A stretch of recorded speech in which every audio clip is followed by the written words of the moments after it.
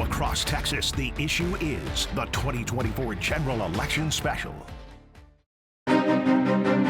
In this Texas The Issue Is General Election Special, we dive into the critical issues driving the 2024 balloting, from the fight for the White House to the Texas Senate and other critical races, the economy, the border, public safety, and abortion rights.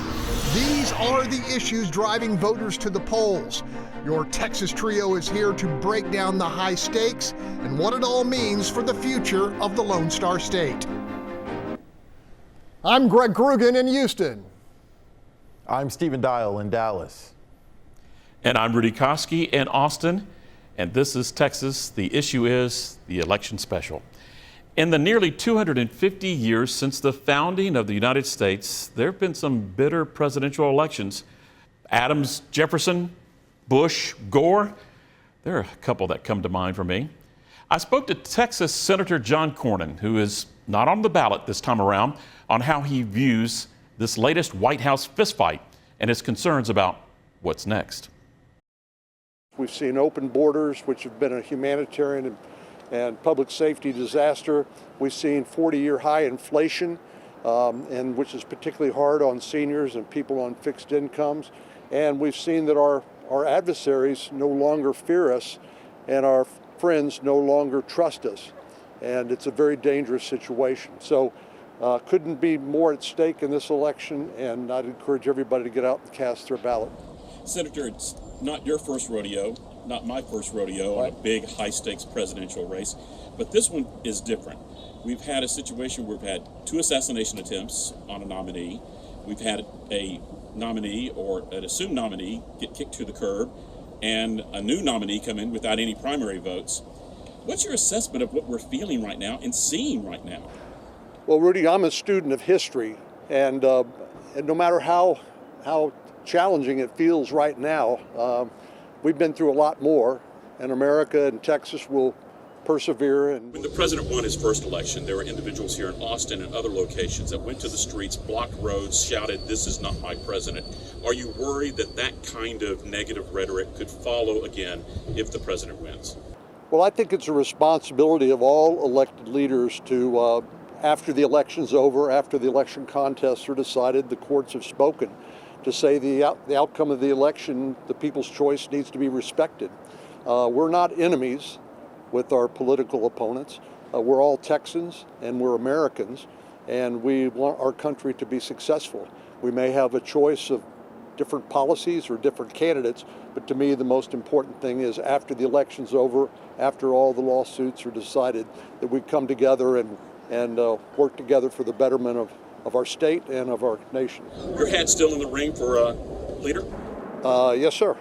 But we're going to have a lot of heavy lifting to do. I do expect, and I'm optimistic about regaining the majority in the United States Senate.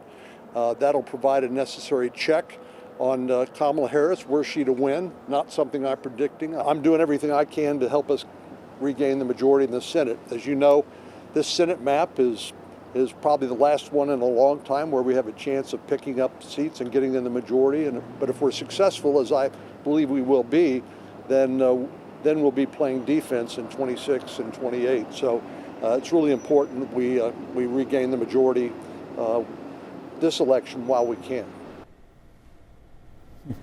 My word for that is ominous. Stephen, Senator Cornyn is right that this country has seen uglier campaigns. What's your word and what struck you the most from what he said? Well, it's less of a word, but what struck me the most is he said that people's choice needs to be respected. And I hope he says that still, if Donald Trump is to lose this race, I hope he reiterates that at the end of the day, when the votes are counted, who won is who won, and there's no nefarious things going on. And so he's running for Senate Majority Leader, and so of course he's very strategic in what he said in that interview. But I think what stood out to me is him saying that the people's choice needs to be respected, regardless of who it is. Yeah, that's also a two-way street for Democrats. I remember what happened after the 2016 win by Trump. Democrats claimed the election was stolen then. Protests filled the streets here in Austin, across the country, and over the into 4 years of political attacks on Capitol Hill. At the very least, I think Cornyn's right. There's going to be a lot of court battles over the vote count. Greg, give me a word and your thoughts about Cornyn's prediction there. Rudy, my word is future, because there's no future in fighting over the results of this election, whichever way it goes. Our country's long-term future depends upon our ability to play by the rules. We have an election, there's a winner, there's a loser. The loser goes home and works hard to win next time. You know, I thought what Cornyn had to say was calm, reasonable. We're going to need those voices after what is going to be a tumultuous outcome, regardless of which way it goes. And we all, the majority of Americans, need to follow the rules. There is a winner and a loser, and there's not going to be widespread fraud. We know that doesn't happen. It's rare. We need to play by the rules. There are certainly several post-election red flags if Cornyn is Senate Majority Leader during the Harris administration, if there is one. Taxes, immigration could be big bargaining chips. What do you think about that, Stephen?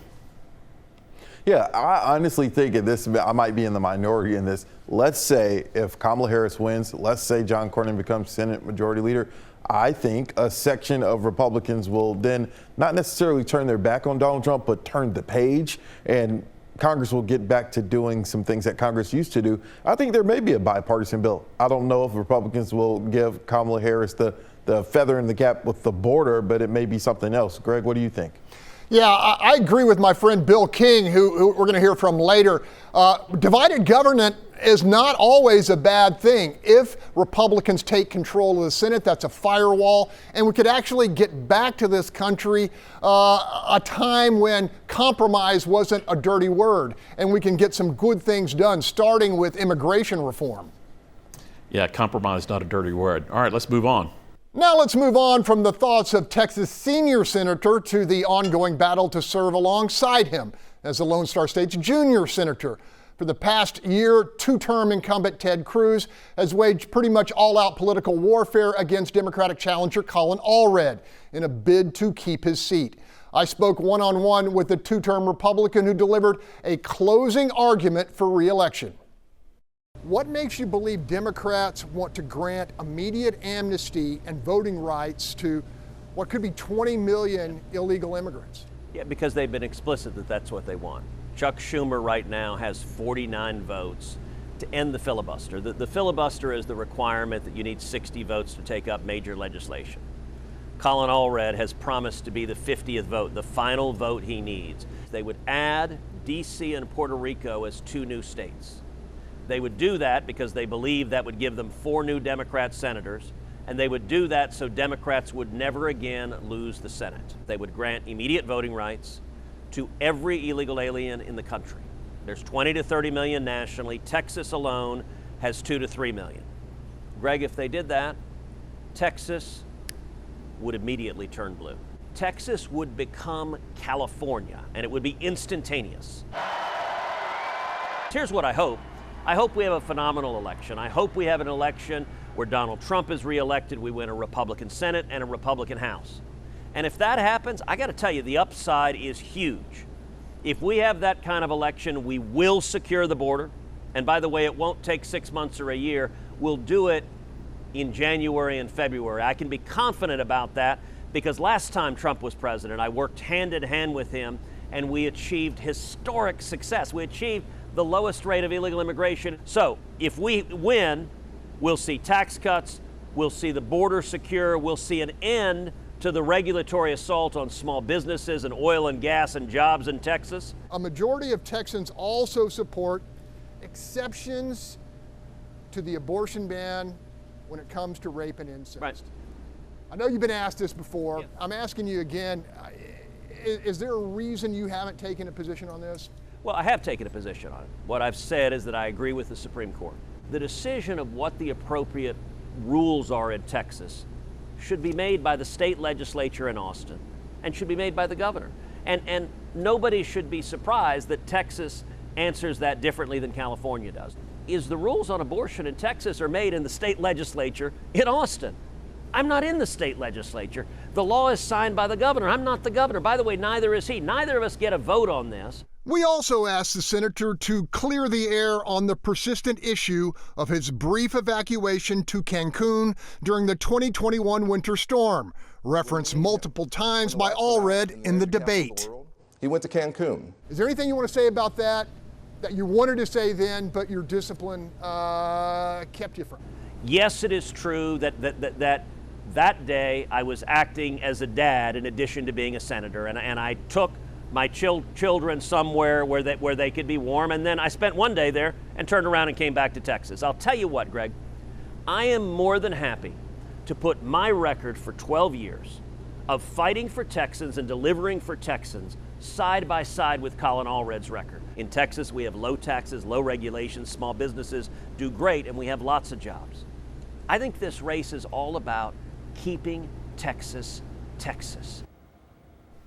On the Democrat side is Dallas Congressman Colin Allred. Allred flipped his red seat blue, and he says that pollsters doubted him then, and he thinks they're doubting him now.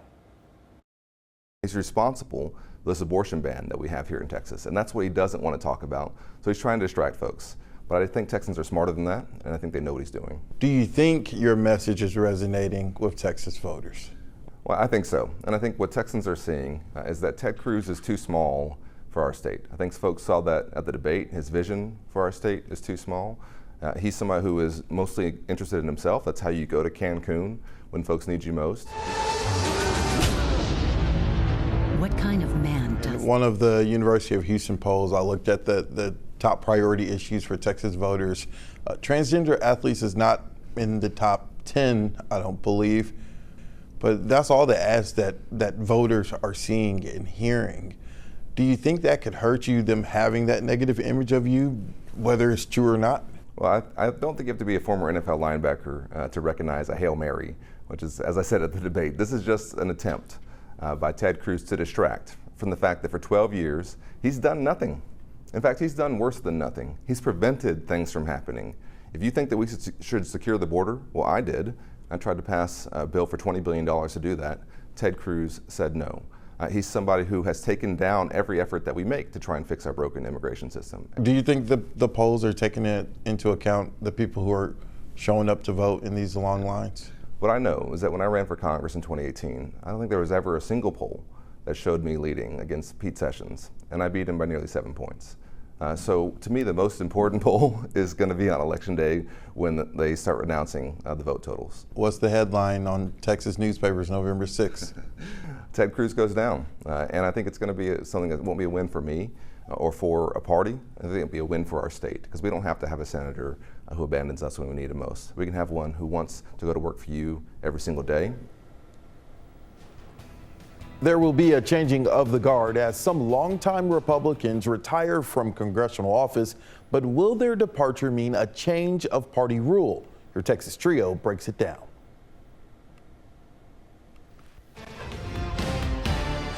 Welcome back to the Texas The Issue Is Election Day special. Each of us is watching some congressional races. I'm looking at District 18 here in the Houston area. That's the district that was served by Sheila Jackson Lee for, a very long time. She passed away earlier this year. It's an interesting district because the voters didn't get to decide who was going to be the Democratic candidate. It's a thoroughly blue district, and the precinct chairs stuck former Houston Mayor Sylvester Turner into that spot. He's suffering from cancer, and so we're all keeping an eye on that. What do you think, Rudy? Yeah, Greg, I was watching that race too. This is almost like the integrity race because so much baggage with Sylvester Turner. But, it's a deep, deep blue district. They voted for McGovern in 72, Mondale in 84. So, it's really interesting how, the folks there in that District 18 are going to vote. Yeah, we're going to keep an eye on that one. Stephen? Guys, up here in North Texas, I'm looking at District 12 and District 26. It's a changing of the guard. Republican Kay Granger is leaving. She's been in that seat for decades. And then Michael Burgess up in the Denton County area. He's leaving that seat, replacing with two younger candidates likely to win. Former GOP House Chair Craig Goldman, from Fort Worth, and Brandon Gill, a 30-year-old of the Denton area who's a big fan of Donald Trump, who's been endorsed by Donald Trump. And then lastly, District 32, Colin Allred seat that has been redrawn to a safe Democrat seat. Julie Johnson from the State House will likely win that seat, and she will become the first openly gay member of Congress from Texas. Rudy, what are am I you looking at, guys? I'm looking at, we don't have really controversial congressional races. We have longstanding Congressman Michael McCall here. He's pretty much a lock-in. Longstanding Democrat Lloyd Doggett in Texas 37. He's there. I'm kind of looking at a state house race and what could happen under the pink dome with Texas House District 53. That was held by State Representative Andrew Muir. He was one of the leads in the Attorney General Paxton impeachment trial. He's not running again, so it's up against Republican Wes Ferdell and up against Democrat Joe Herrera. This could flip from red to blue, so I'm really watching Texas House District 53. What do y'all think about that? Well, look, to me, the fact that we don't have more contested congressional races is an indictment on our system. The districts have been gerrymandered so thoroughly that we don't have a lot to choose from in terms of those races that are closely contested.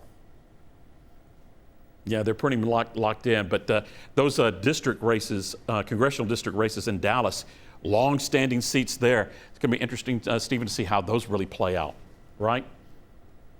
Definitely. I mean, the parties aren't changing, just the faces, and we'll see if they have a different style of politics. Rudy, I know you talked to Jim Henson about this presidential race. Right. The presidential race is certainly one for the history books. We have the return of an incumbent for another try. The current incumbent forced off his reelection bid, and his replacement going from 0 in the polls to a party hero.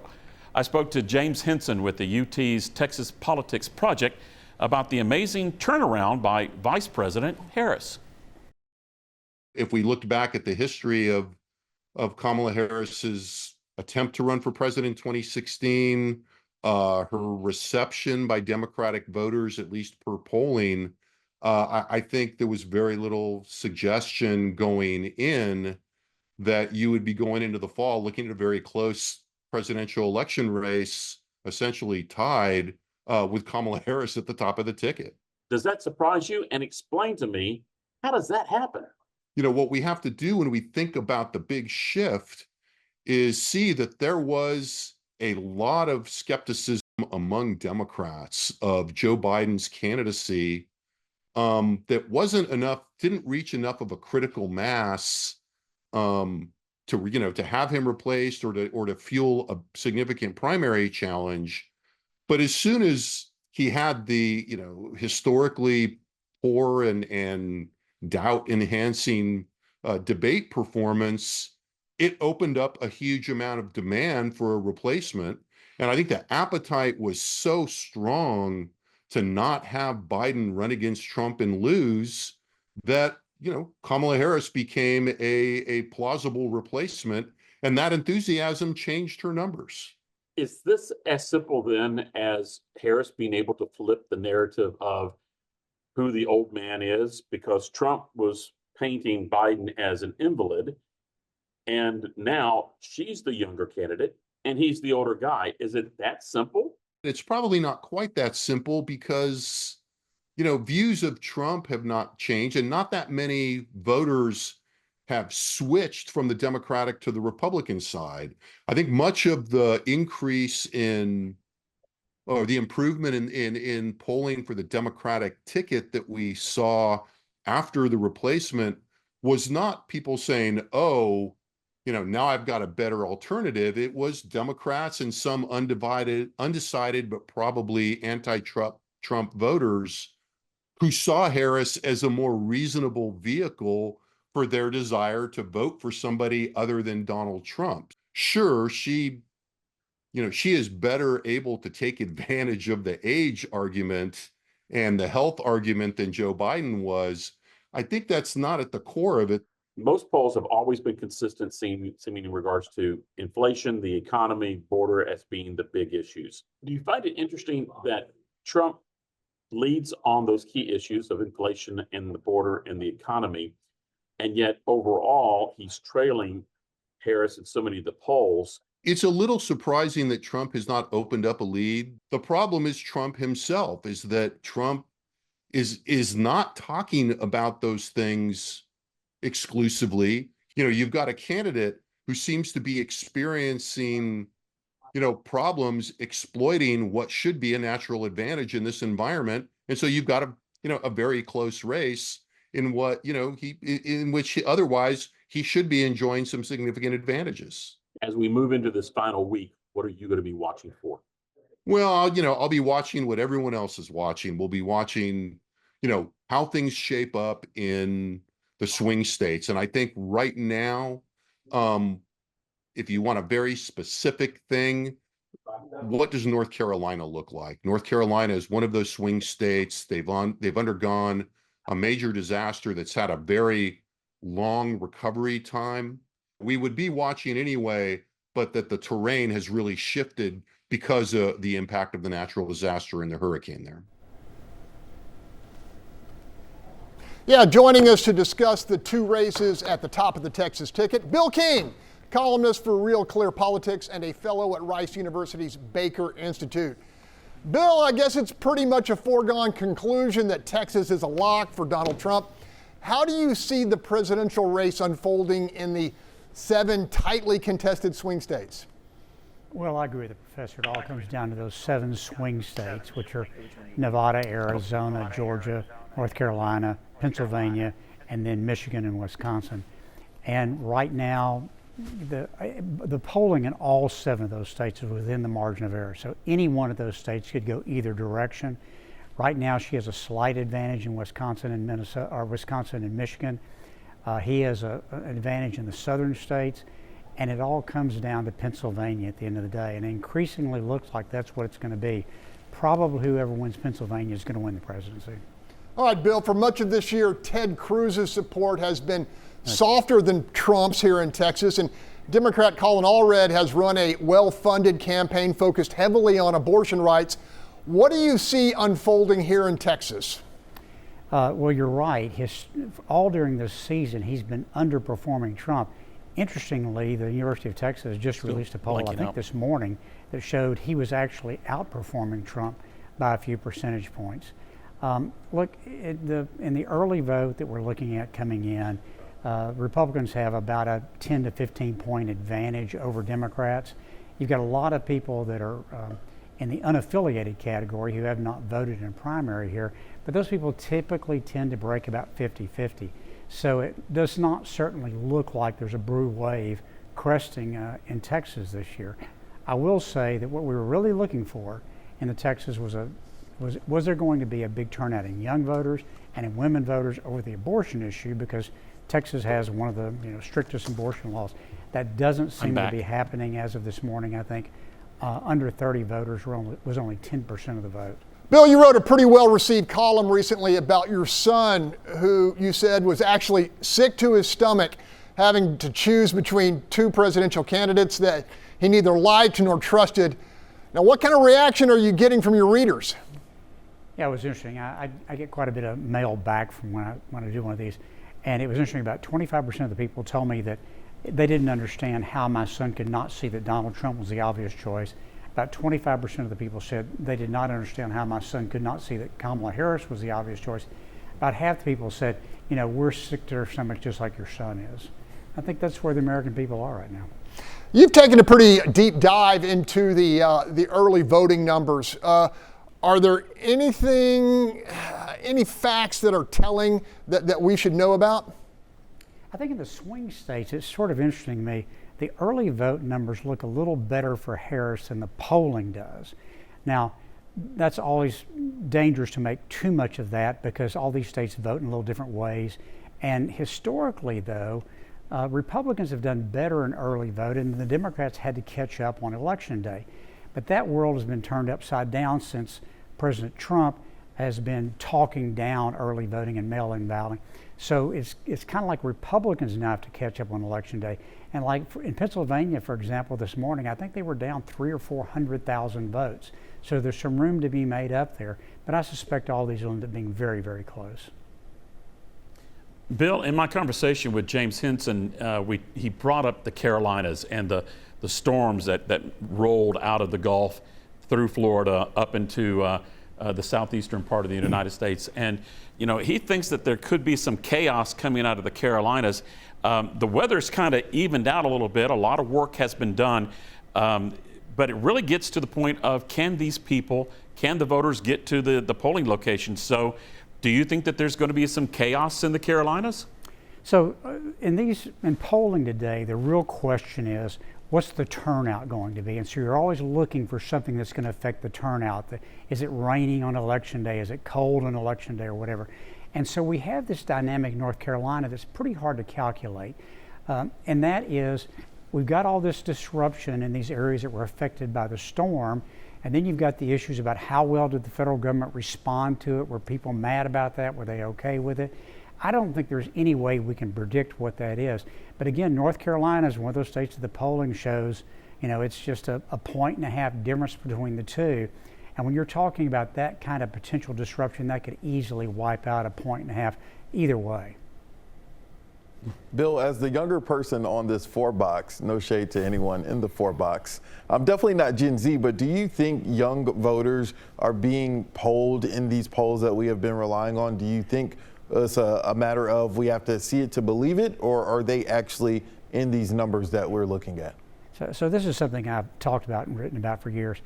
Every election I've ever been through in my life, there was at least one candidate that said young people are really going to turn out in this election, they're going to make a huge difference.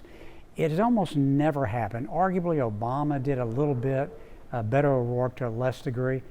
But here's the basic demographic fact. Most people don't start voting until they own a home.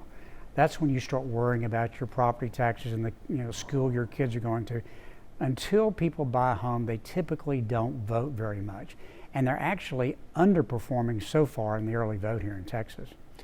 All right, we've talked to the candidates. Next, we dive into the issues driving people to the polls. It's the border, abortion rights, and your wallet in play.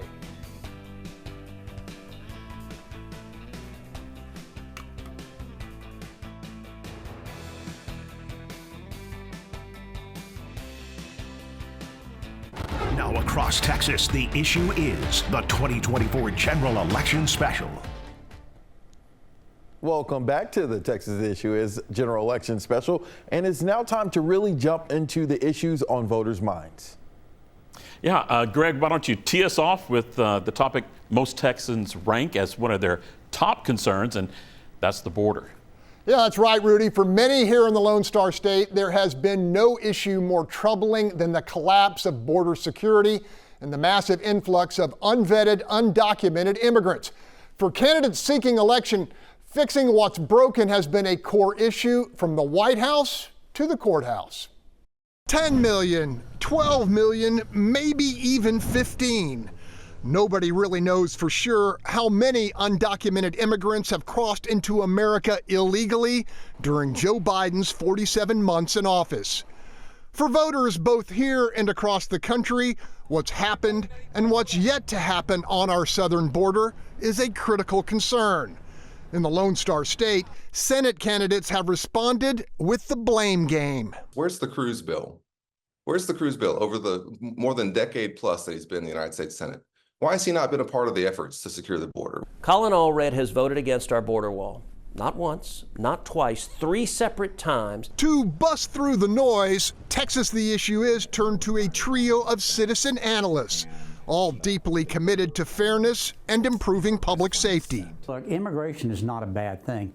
Uncontrolled, unvetted immigration is a bad thing. Businessman Bill King is particularly frustrated by Kamala Harris's unwillingness to offer an honest explanation for the crisis which unfolded on her watch. You know, we didn't anticipate how many people were going to cross, and we made a mistake. And I'm going to make sure we don't make that mistake again. And here's what I'm going to do: 1, 2, 3, 4, 5. It's just political malpractice not to have that answer ready when she was asked. Educator Paul Castro Bureau believes Texas voters have been battered for the better part of 4 years by images of chaos, like Haitians massing on the Rio Grande at Del Rio, or Venezuelans rushing border guards near El Paso. The result, a sense of uncertainty and lingering alarm. Are there people who we definitely don't want coming here? People with criminal backgrounds, people who've done bad things and will do bad things, people who might be carrying drugs or weapons or things that are dangerous to our society. And because we don't know those answers, we have a lot of fear. And fear is always going to be a stronger driver than hope. And here in Texas, that fear was validated with the loss of Jocelyn Nungary, the 12-year-old Houston girl abducted, raped, and strangled by a pair of undocumented Venezuelans who'd been caught and cut loose by the Biden administration. We know that a separate 13,000 migrants that are in this country today have been charged with homicide in their home countries. A frightening fact certain to cost Democrats Kamala Harris and Colin Allred some Texas votes. What remains uncertain is just how many, and whether the vice president, widely known as the border czar, will gain a second chance to get it right. We're afraid of, if this is what they've done for 3.5 years, what would another 4 years of this administration look like? Okay, guys, border security was always going to be a major issue in this race. Rudy, did Kamala Harris and Colin Allred succeed in deflecting, blame for what transpired under Joe Biden? Well, they're really trying their best, and, they keep on harping on that failed Senate bill that they try to frame as bipartisan. It was far from bipartisan. It didn't even clear the Senate. It was just a group of 3 individuals, different parties that came up with a plan, which was basically catch and release, and pitch that. And so now they're trying to reframe that as the answer to the problems of the border, when it wasn't. It was just more catch and release and more problems. And that is where we're at right now. We can't even define and get to a legitimate, real bipartisan plan on the border right now. And it's very frustrating. I think a lot of people are getting tired of it. And what's really hitting home is the crime. And I think that's the thing that is really moving a lot. Stephen, Bill King suggested that Kamala Harris should have owned that mistakes and miscalculations were made and laid out a clear plan to correct the problem. Agree or disagree? Yeah, definitely if she's trying to differentiate herself from Joe Biden, and it's tough because she's his vice president. I don't see anything wrong with her saying we could have done action a lot sooner, but now I'm focused on the future. And it's important to note, we already know Texas is not going for Kamala Harris. That's not being biased. That's just saying facts. The question is, are voters going to penalize down ballot Democrats for things on the border when they make their decisions? So that's one topic. Another big topic that voters are going to the polls to decide on their candidates for is the abortion topic. It's something Democrats are hoping will help them. The battle over abortion rights is a topic Democrats have used to fire up their base during the presidential election. Democrats hope the overturning of Roe v. Wade will sway some independents and Republicans to come to their side. Both in Texas and nationally, polls pretty consistently show the economy is the top issue, followed by immigration, and then maybe abortion somewhere between 3rd and 5th in people's list of priorities. In a recent University of Houston poll, the economy was the top issue, followed by the border, democracy, and then abortion. Abortion has also been a hot topic in the Texas Senate race. He has voted in favor of striking down Texas's law that gives parents the right to be notified and consent. He's voted in favor of striking down Texas's law and legalizing abortion. It's time to finally tell the truth here. Senator Cruz just looked into a camera and lied to Texans about my position. The abortion issue could drive voters in other states to the polls. Missouri, Arizona, and Florida are some states that have abortion questions on the ballot. It could hurt Republicans in those states where it's on the ballot, because we have seen that pro-choice constituencies have been highly mobilized by abortion amendments on various state ballots. Wilson believes if Democrats lose the White House, it won't be a result of the push for abortion rights. It just, if they lose, it will have proven to not be enough. And they may say, well, hey, we talked about this too much. vis-a-vis other issues. So it's not going to go away. But the other thing that Democrats will have if Donald Trump wins is, I strongly suspect, Trump won't talk or do much about abortion at the national level. Clearly, he feels like, I've done what I said I was going to do in terms of appointing the justices that overturned Roe and turned this back to the states. Beyond that, I don't think Trump has any appetite to do anything on abortion at the federal level. Greg, you know, when people go to vote, no one knows your vote publicly, right? It's a private vote. So my question to you is, do you think some people may vote Trump, but down ballot due to the abortion issue or even the Trump-Harris race will silently vote a different way because of abortion?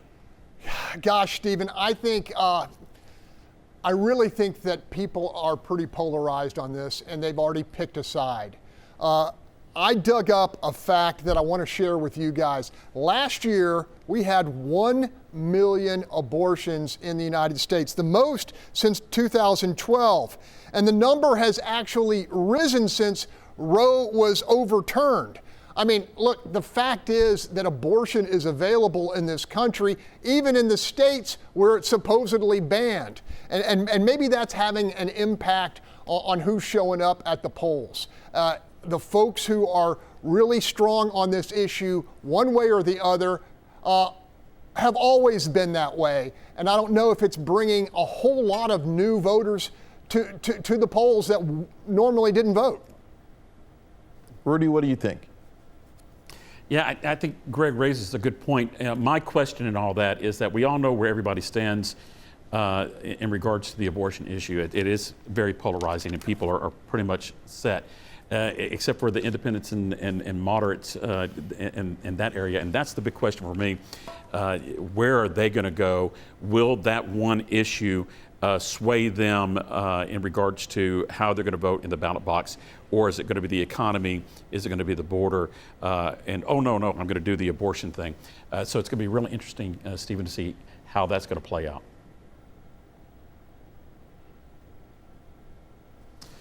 All right, so almost 1 million people moving forward now. Almost 1 million people in Texas have jobs linked to energy production, according to the Texas Independent Producers and Royalty Owners Association. Nearly half of those jobs are directly tied to the oil and gas industry.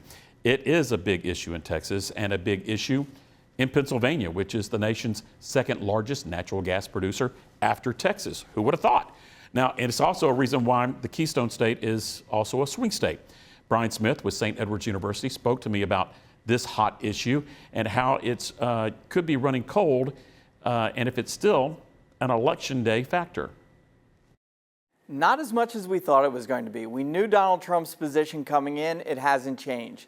For Vice President Harris, she's really backed off on a lot of her anti-oil and gas platform, meaning going after them with taxes, higher regulations, banning fracking, really limiting it. That's all off the table. So what we're seeing now is really the status quo continuing on. You know, Pennsylvania, and here in Texas, a lot of folks don't think about this, but Pennsylvania is a big oil and gas producer, fracking the big issue.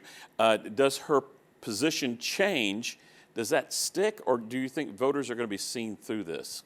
I think voters are going to vote with their pocketbooks and say, okay, fracking's off the table, it's going to stick around, what are the other issues? And also when we think about where the fracking is, these are people that were not likely to vote for Vice President Harris. This is a central part of the state.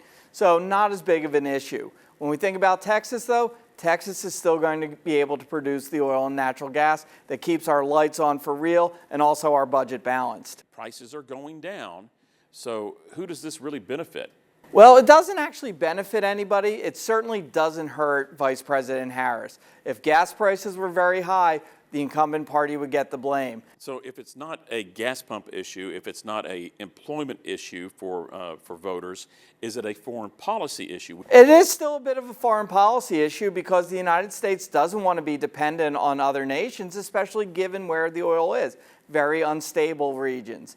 It is still an environmental issue, meaning in backing off a lot of those anti-gas and oil pledges that Vice President Harris made, it's not making the environmental base of the Democratic Party happy. So those issues still remain, but economically, oil and gas is here to stay. And we also saw a lot of the car manufacturers saying, we're going to delay our electrics. Toyota, for example, is going all hybrid still and no real push to go electric. So as you analyze this, is it no longer the issue or one of the issues? It's not the issue. It is one of the issues, but it's still going to be trumped by reproductive rights, the economy, the future of democracy, all those issues. Oil and gas was a huge issue, now much less of one.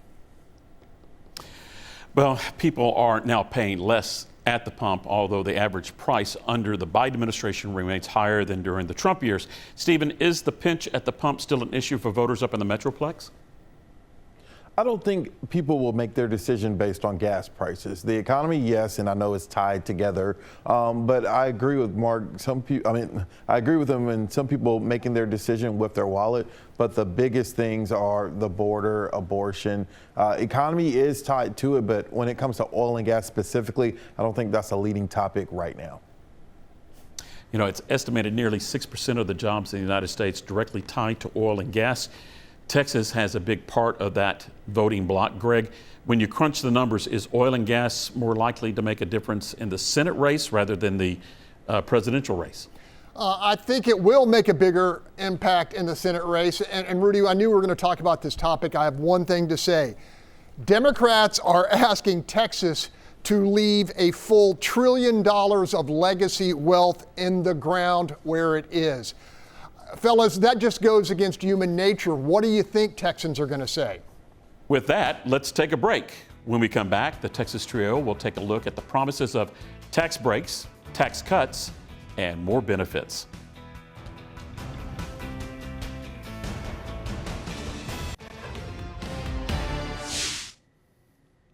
Welcome back to Texas The Issue Is, our election special.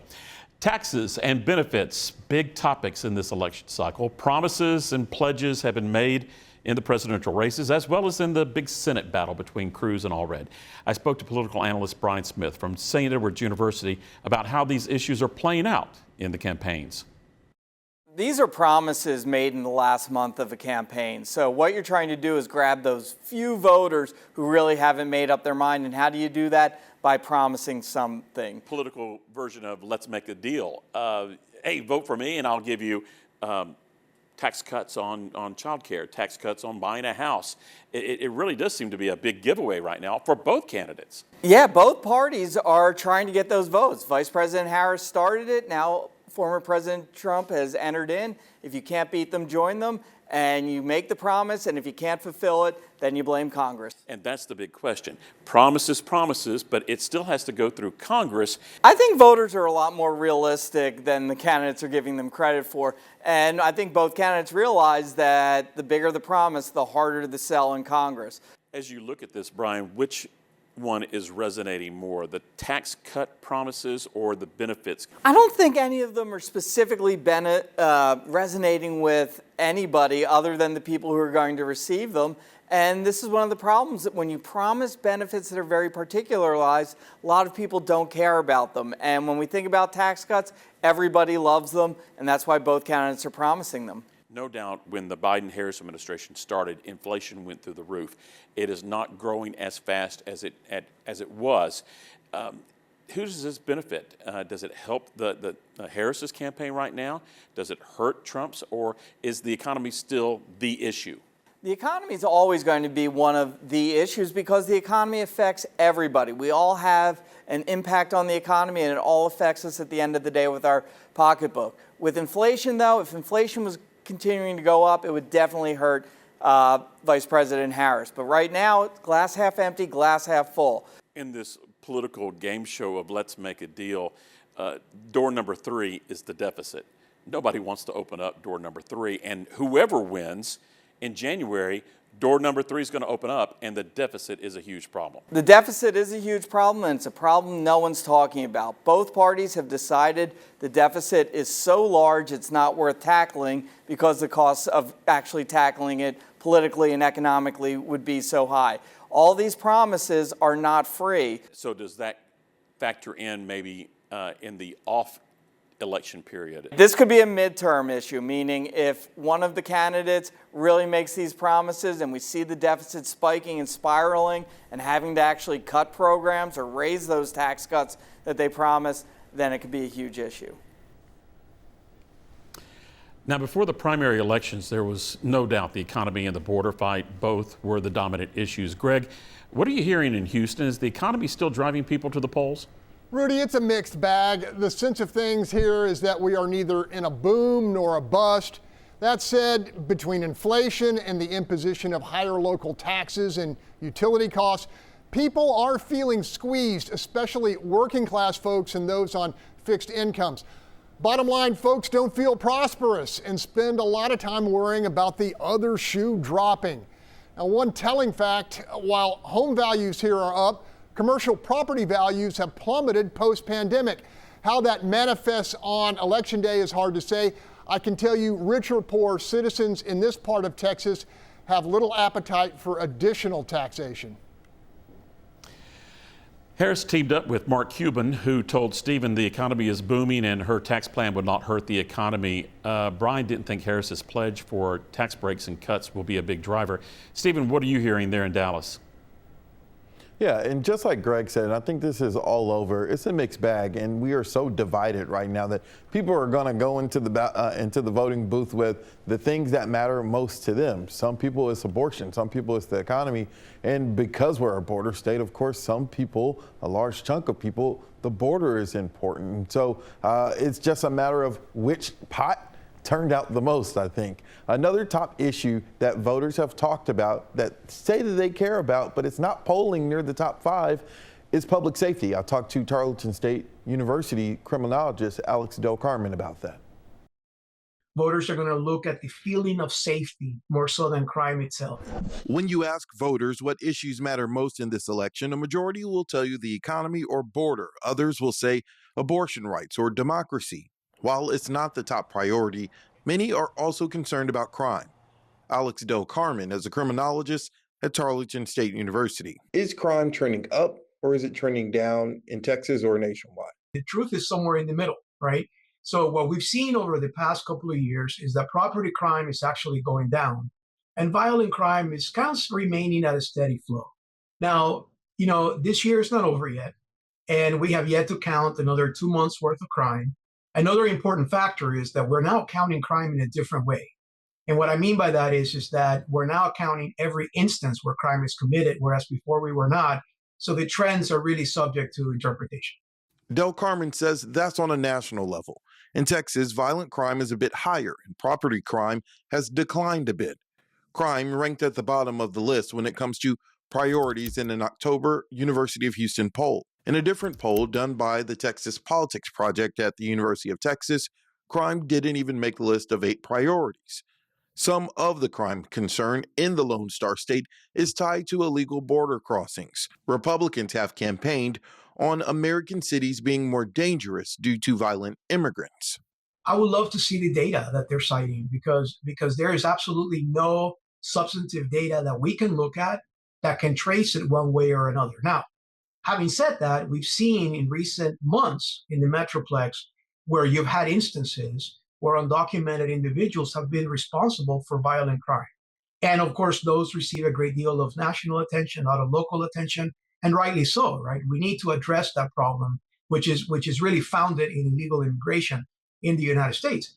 But at the same time, that the majority of crimes are committed by them, I haven't seen the research yet. Regardless of who wins the election, Del Carmen thinks crime will continue to be a local and national issue, but says it won't be because of the statistics. I think the general sentiment, regardless of the crime data, is that people are feeling less and less safe in their communities. And I think that is going to have an impact on the elections coming November 5th. And I think what we're going to see is on both sides of the aisle that the concern over crime and the feeling of safety is going to resonate with the American voter.